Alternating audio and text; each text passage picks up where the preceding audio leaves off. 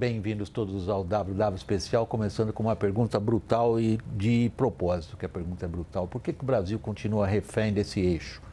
Lula, Bolsonaro, clã Bolsonaro no caso. A pergunta se deve ao fato de que até aqui as pesquisas trazem resultados que indicam que é em torno desse eixo que a eleição se decidirá. Sim, é isso que vai acontecer. E por que vai ser assim? Pergunta brutal, cabe uma resposta igualmente brutal? Dizer quem vai ganhar ou quem vai ser principal concorrente à eleição nessa distância seria temerário. Mas, ao que tudo indica, a gente pode prever um pouquinho que se fosse ter que apostar hoje, seria sim para ficar entre esses dois principais nomes. E isso é algo que vem se configurando, talvez, desde o início da nossa redemocratização. A gente inaugurou o atual período democrático com esse grande número de partidos, num ímpeto de ter muita representação, como se isso fosse multiplicar per se todas as visões que se tem na sociedade, na política, e a gente terminou resultando numa multiplicação de legendas pouco identificáveis pelo eleitor. Então, o que tem acontecido é que a sociedade identifica pela contradição, né? A gente sabe quem não é o quê e quem é o quê para a presidência. Desde o início, né? E talvez essa hiperfragmentação que se seguiu tenha piorado um pouco esse quadro. O atalho cognitivo mais fácil é pensar numa personalidade e não no partido, sempre os partidos. Eu acho que a conversa é nesse sentido, da gente entender como que o enfraquecimento do sistema partidário ou essa fragilidade ideológica da maior parte dos partidos resulta numa identificação pessoal por parte do eleitor. Agora, para qualificar um pouquinho a questão, Carlos Mello, a gente pega as pesquisas. Elas indicam duas coisas que aparentemente são contraditórias. Uma, isso que ela acabou de dizer. Quer dizer, nós temos um antagonismo entre dois nomes. Na falta de outra coisa, temos dois nomes brigando entre si. As mesmas pesquisas, porém, indicam um pedação do eleitorado aparentemente sequioso de alguma outra coisa que não é esse eixo. Por que então é o eixo? Olá, William. Acho que a gente tem que fazer uma digressão e olhar um pouco para a sociologia antes da política. Há alguns anos, o cientista político Sérgio Abranches tomou emprestado um termo do Gramsci, que diz o seguinte, que nós estaríamos vivendo um interregno. É uma sociedade que está mudando, a sociedade onde nós nascemos está se desmanchando e uma nova sociedade está se colocando. Acontece que não é automático, né? Para usar a velha frase do Gramsci, o velho está agonizando, mas o novo ainda não nasceu ou não despertou toda a sua potencialidade. Olha, quando isso acontece, setores sociais remanescentes do passado, eles estão colocados e não conseguem ser substituídos imediatamente. Há um tempo, há um interregno, há um vazio. Lideranças novas não surgem. Né? Isso não é algo inédito. Em vários momentos da história da humanidade, você teve esse período de transição que causou muito transtorno para vários países, para a humanidade de uma forma geral. O novo vai surgir, mas ele ainda não está colocado. Não é? Eu diria para você, para ter um tom de otimismo, talvez essa eleição de 2026, talvez, espera-se, que ela encerre esse processo. Em 2030 nós viveremos provavelmente o pós-Lula, nós viveremos o pós-Bolsonaro, Jair, pelo menos, né? E talvez outras figuras possam se colocar para a próxima eleição. Mas, nesse momento, são essas forças que representam esse momento de mal-estar. Esse eixo Lula-Bolsonaro não é novo nessa altura do campeonato. A gente remete já a 2018 no mínimo, se a gente puser uma data ali para começar esse raciocínio. E por que ele não envelhece? Eu acho, William, estava pensando aqui como é que... A gente tem dois tipos de explicações, me parece, para essa permanência. A primeira é de ordem sociológica, um pouco na linha aqui do Carlos, é tentar entender o que essas forças estão representando, né? Porque, a despeito desse mal-estar, eu confesso que, até fazendo um advogado do diabo com a sua provocação aqui no programa, a gente assistia também por outro caminho um certo mal-estar quando a polarização era, por exemplo, PT e PSDB. Ali tinha um pouco mais um contorno do tipo, mas é tudo igual, né? Não adianta nada votar. Então, essa ideia do mal-estar, eu acho que a gente tem que, enfim, assumir como dado, porque partido político, forças políticas, na nossa era, que é uma era em que a classe já não é mais um ator para sustentar, que os partidos específicos brasileiros têm pouca organicidade. Então, acho que é pouco provável que a gente vai chegar num mundo em que a sociedade brasileira se encontre satisfeita com as forças políticas. Acho que o que me parece mais intrigante é um pouco o que essas forças, que a despeito desse mal-estar, me parece que elas representam forças políticas, elas representam interesses econômicos e sociais, elas representam algum tipo de projeto político. Eu sou um pouco partidário dessa ideia de que, de fato, tem alguma coisa por trás, não é simplesmente ali um grande caos. Então, eu acho que é desafiador para a gente entender é olhar essa polarização agora entre lulismo e bolsonarismo, ou como é que a gente queira chamar, um pouco à luz de um ciclo político um pouco mais longo, né? Eu acho que, no fundo, é isso que a gente está discutindo. A Constituição de 88 vem, né? Ela coloca um novo pacto político para a sociedade brasileira, e aí tem a elite política que vai brigar para ver quem é que vai organizar o pacto que estava definido na Constituição. A gente fez muita coisa nesse período, não acho que a gente tenha feito pouco. A gente combateu o problema da hiperinflação, nós fizemos o problema da transição de esquerda e direita se alternando no poder sem maiores desafios. A gente passou por 2 processos de impeachment, sem nenhuma interrupção institucional, nenhum revés institucional, e a gente acabou de passar por uma nova tentativa ali de algum mal-estar, para usar um eufemismo, com o processo eleitoral, e ficamos mais ou menos no lugar.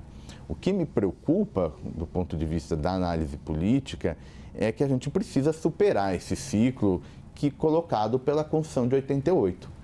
Mas então cada um representa o quê, se é possível raciocinar nesses termos, Graziela?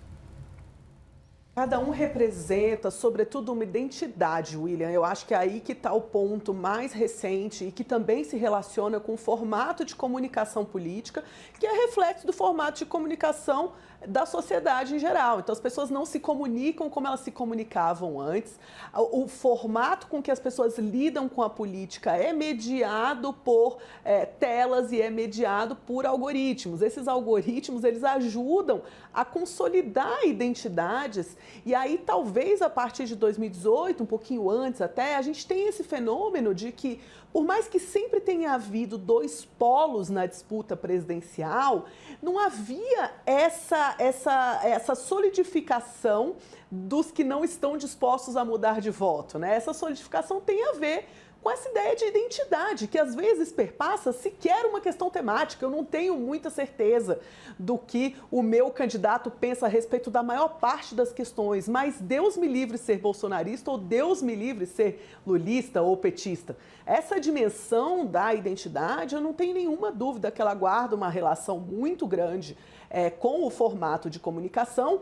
E olha, eu não vejo um cenário muito bom no futuro para a construção dessas novas lideranças políticas, que eu acho que no fundo é o que a gente está tratando aqui, porque a gente não tem nem espaço para isso mais. Quando a gente olha para o legislativo, essa semana eu estava fazendo pesquisa aqui no Congresso, presencial, acompanhando, e para quem conheceu o legislativo antes de 2020, o formato em que as coisas funcionavam no tempo das sessões presenciais e do debate efetivo, sabe o quanto que essas coisas mudaram. Então, hoje, a gente tem, quando a gente olha de 2020, tirando a pandemia ali, 20, 21, de 22 para cá, metade das sessões não tem presencialidade requerida nenhuma. Você pode fazer 100% pelo celular na Câmara dos Deputados. A outra metade você precisa estar presente, o deputado precisa estar presente no início da sessão, mas depois ele volta de onde ele estiver. Então, o que a gente vê, na verdade, é um plenário esvaziado e o debate desaparecendo, né? Tanto da arena do plenário quanto da arena das comissões.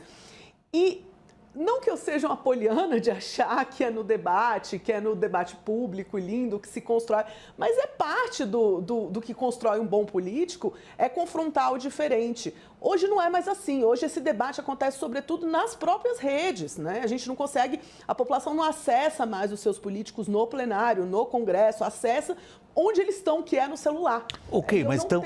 Ótimo, mas estão... Mas estão debatendo o quê? O que estão debatendo? O que eles querem ouvir, o que todo mundo concorda que é ouvir. Não, você não debate no sentido mais amplo, porque debater é falar com diferente.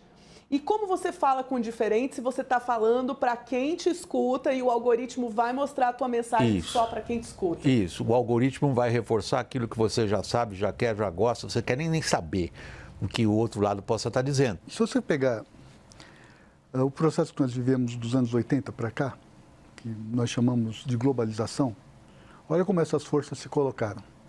A esquerda sempre fez um discurso anti-globalização, como se fosse possível, né, simplesmente descartar isso. Mas a direita também usou o termo globalismo. As duas posturas são defensivas em relação ao processo que o mundo vinha passando. Um processo onde o planeta, né, se integrava, as economias se integravam, né, e a cultura mudava muito, né, os costumes, a religião, né, a liberdade das pessoas, tudo mudava muito. De um lado e de outro lado, se posicionaram forças defensivas.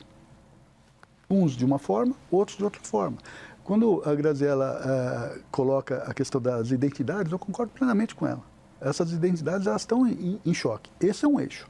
Agora, tem um outro eixo, que eu também fiquei pensando aqui com a Graziella falando, que também é um eixo de despolitização total do sistema político brasileiro, a partir de uma correalização do debate político. O debate hoje, ele é todo voltado para o curral, sobretudo a partir do advento das emendas.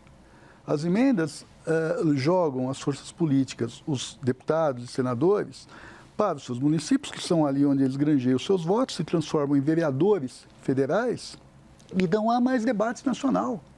Não há mais debate nacional. As questões nacionais, elas vão se resolver nem mais pelo Conselho de Líderes. Vai se resolver mesmo... Você está falando do fim da política. O fim da política, por conta...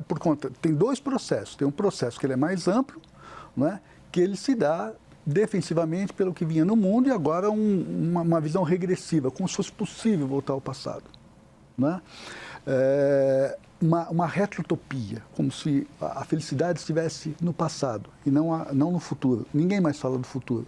Agora, há um outro elemento, que aí é particular do Brasil, que foi esse processo de enfraquecimento do Executivo, que fortaleceu sobremaneira o Legislativo, que passou a ter posse de uma parte substancial do orçamento. Agora, a situação que vocês descreveram, até a frase da Graziella me deixou...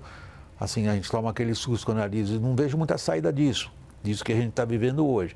Ou seja, se a gente espera que as coisas se resolvam pela política, vamos esperar sentados muito tempo, porque acabou a política. Então, deixa eu dar um outro tom para tentar salvar a política aqui do... Aqui ainda existe. Aqui ele existe, né? Muito longe daquilo que a gente imaginava que é o caminho para... desenvolvimento. Mas eu acho que tem aqui uma política sendo jogada e acho que o que é, para mim, triste é uma política que está voltando no tempo. Isso aqui realmente me preocupa. Acho que a gente não é que não acabou a política, mas eu acho que ela voltou no tempo. O que a gente tinha que basicamente estava todo mundo feliz?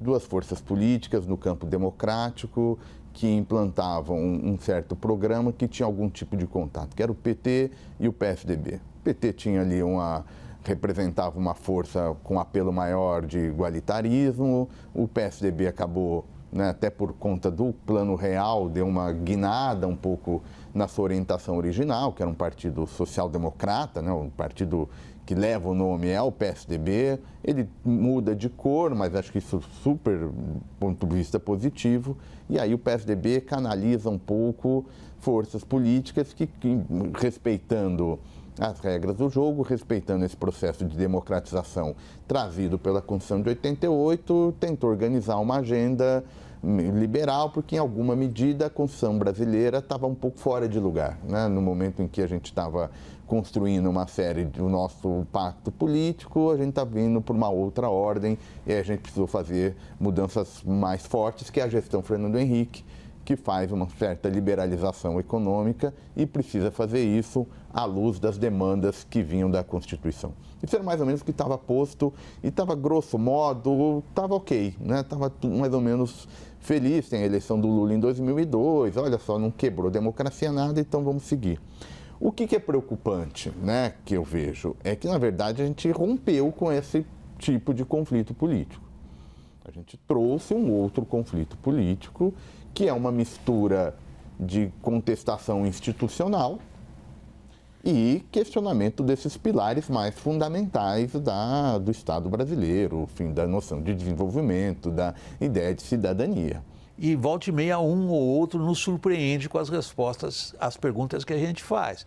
E a pergunta que eu fiz, eu não vou ser indiscreto aqui e dizer o nome, porque foi uma conversa particular, não há nada de grande segredo, mas ela é reveladora para mim como jornalista profissional. Para um desses grandes caciques, um desses que é considerado assim uma das raposas da política brasileira, eu perguntei, escuta, explica para mim, como é que você apoia numa região do Brasil, você quer dizer, o seu partido, e você apoia outro em outra região? Ele falou, é muito simples, é muito simples. O que a gente precisa é formar bancadas fortes. Então, se numa determinada região é tal candidato, que é o que puxa voto, não apoiá-lo. Isso tudo é bom para o país. Graziela. Aí é que tá.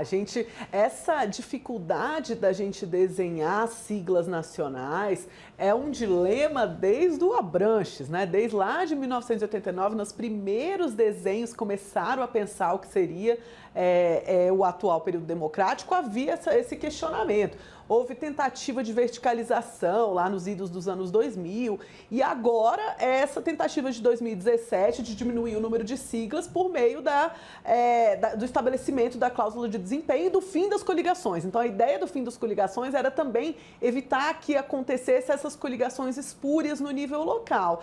O que está acontecendo é uma abertura, uma liberação da bancada, né? Então a sensação que dá é que o sistema se desenha para que esse comportamento fisiológico seja premiado. Olhando aqui do ponto de vista institucionalista, eu penso nos incentivos. E me parece que esse comportamento fisiológico, ele tende a render sucesso em termos de tamanho de bancada. E como bem observou o William, o tamanho da bancada na Câmara é o fator de cálculo para saber qual vai ser o tamanho do fundo partidário e o FEFEC, que é o mais importante, né? O Fundo Especial de Financiamento de Campanha, que foi criado lá em 2015, depois daquela história super esquisita de que não podia financiamento privado, que até hoje eu não entendi, né? Várias pessoas já tentaram me explicar, eu ainda não entendi. Mas a consequência do fim do financiamento privado foi esse super financiamento dos partidos políticos por meio do erário público e a base de cálculo é a Câmara. A gente fez uma série de mudanças institucionais que fortaleceu muito a Câmara e o deputado individual em especial. Não é nem o partido da Câmara. O partido hoje vale muito na arena eleitoral. Na própria arena legislativa, existe uma grande independização do sujeito, porque ele tem um recurso que é dele, né? Essa configuração do orçamento público hoje, eu acho muito interessante que os parlamentares se referem àquele recurso do orçamento impositivo como direito, é direito do parlamentar. Isso me incomoda tremendamente. Quem tem direito é a população, né? Sobretudo quando a gente fala de recurso público. O parlamentar, ele tem direito que é conferido pelos votos, ele tem direito a debater, ele tem direito a pensar o Brasil. Isso acontece cada vez menos, né? Ele leva, quase que aquele parlamentar que vem trazer as suas demandas localistas, resolve em Brasília e volta, né? Ainda existe esse eleitor?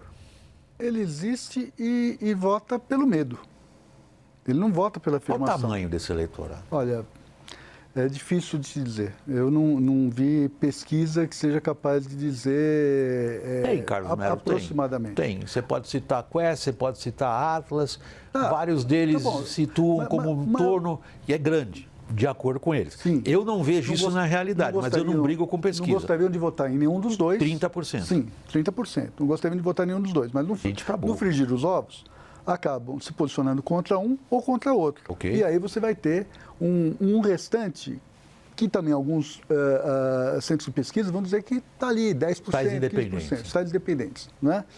Mas esses 30% eles vão se alocar dentro do medo.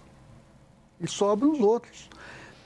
Agora, veja, eu quero retomar o que esse teu interlocutor te disse. É necessário ter partidos fortes. Ótimo, né? Para quê? Partidos fortes para o quê? Eu acho que você já respondeu isso, a Graziela também. Né? Mas a minha questão aqui, ela é muito clara. Eu vou voltar à sua provocação. Acabou a política? Não acabou a política quando você pensa na política como defesa de interesses. Essa não acabou. São interesses pequenos, baseados no patrimonialismo, que é a nossa desgraça desde sempre. Não é? Essa política não acabou. A política que terminou, me parece que ela está fora da nossa expectativa de curto prazo e até de médio prazo, é aquilo que o Joaquim Nabuco chamava de a política com P de história. Essa política com P de história, que compreende o momento que nós estamos vivendo, esse momento de transição, de grande transformação tecnológica, social e etc. Tal, e que é preciso apontar para o futuro, para dizer onde nossos filhos, nossos netos estarão logo mais ali na frente, essa política, ela não está conseguindo se manifestar. Meu agradecimento especial é a você que nos acompanha. Até a próxima, pessoal.